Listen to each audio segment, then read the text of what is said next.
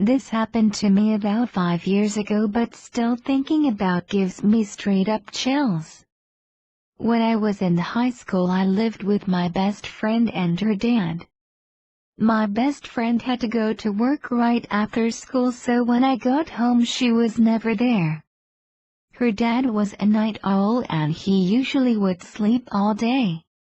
One day I come home from school and I go to open the door and I realize that the deadbolt is locked.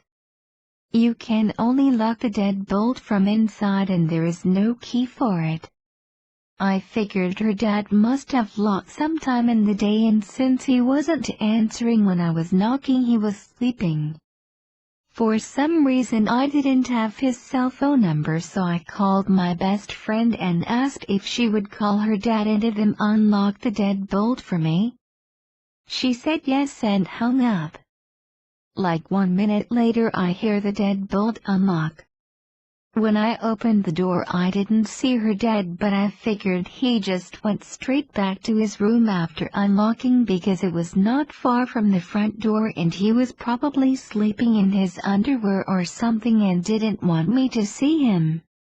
I go back in my room and start putting my stuff up and my friend calls me back. I answer and she's like, "Hey, my dad isn't even at home right now." I immediately froze and told her that someone unlocked the deadbolt for me.